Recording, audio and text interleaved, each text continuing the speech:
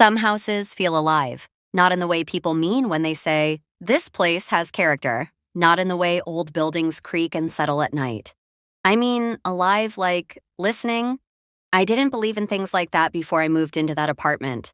I was the kind of person who needed reasons, receipts, evidence. And after the year I'd had, I didn't have space for mystery. I needed quiet. That's why I chose the place. A small apartment on the second floor of a low building, tucked behind a row of mango trees and old concrete walls. Not fancy, not scary, just plain. 2 bedrooms, a small living room, a narrow kitchen, and 1 extra room at the end of the hallway. The landlord called it a storeroom. He said it like it wasn't important. "You can use it for anything," he told me, "but most people just keep boxes there." I didn't ask more. I was tired of asking questions. The first week, I didn't even open the door to that room. I moved my things in slowly, 1 box at a time, like I was trying not to disturb the air. I cleaned, I arranged the chairs, I washed the floors until the house smelled like soap instead of someone else's life. At night, the apartment was quiet. Quiet enough that I could hear distant generators humming. Quiet enough that the ceiling fan sounded like a soft, steady breath. For the first time in months, I slept without waking up in fear. And then, one evening, I noticed it. A sound. A small creak from the end of the hallway. The door to the extra room was closed. I stared at it from the couch. The creak came again. Not a bang, not a knock, just the soft complaint of wood, like someone shifting their weight. I told myself it was normal. Old building, heat, wind, I didn't move. I turned the volume of the TV slightly higher. The next day, I forgot about it, but the apartment did not forget me. It started with small things. When I was calm, the place felt easy. The air moved smoothly.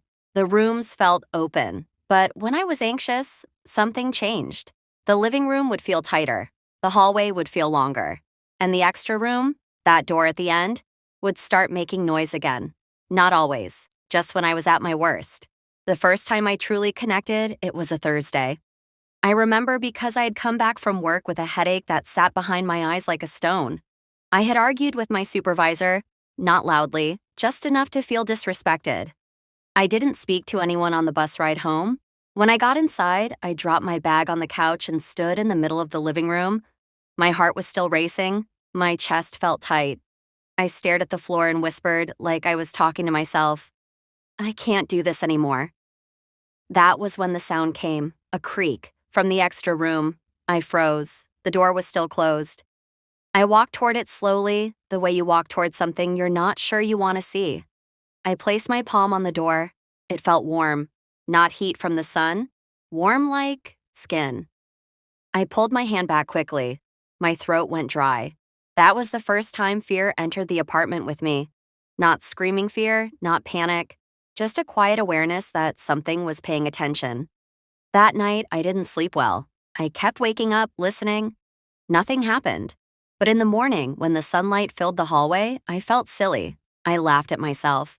It's a room, a door, a building. And still, I didn't open it because something in me didn't want to. Like opening it would change the agreement, the unspoken agreement between me and the house. Weeks passed. I started living normally again, cooking, cleaning, watching movies. But the pattern remained. Whenever my mind became heavy, the extra room would respond. Not with words, with sounds. A soft creak, a small shift. Like it was saying, "I know." One night, my younger sister called. Her voice sounded tired. She said, "Have you eaten?" I told her yes, even though I hadn't. We talked for a while, then silence sat between us. Then she said the name that always changed the air. "Have you been dreaming about him again?" I didn't answer quickly. My throat tightened. She asked again, gently. "Have you?" I whispered, "Sometimes." That was when the extra room made a sound so clear, so deliberate, I almost dropped the phone.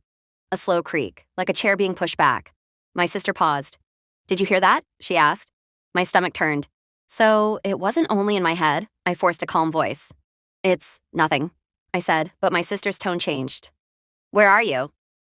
"In the new apartment," I replied. She was quiet for a moment, then said, "Please don't stay alone too much." After we ended the call, I sat in the living room with the lights off.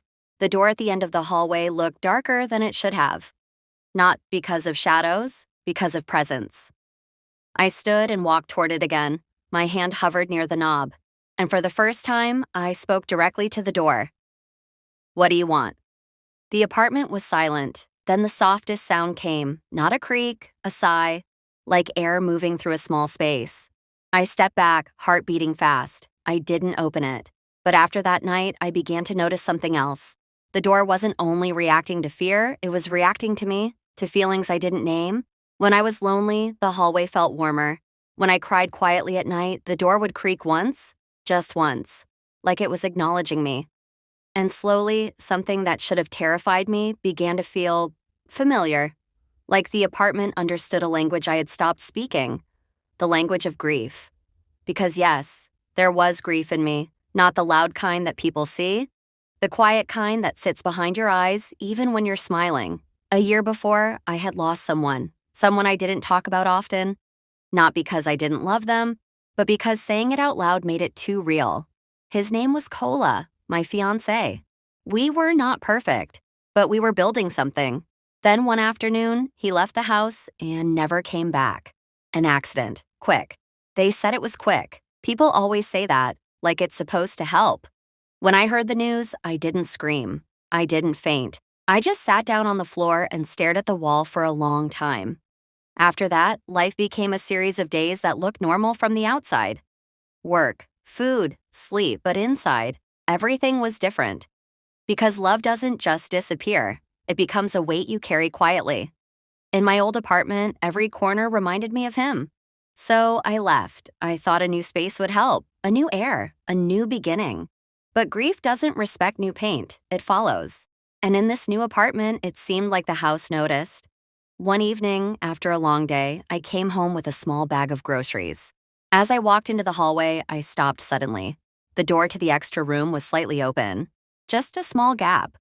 My mouth went dry. I knew I had closed it. I never opened it at all.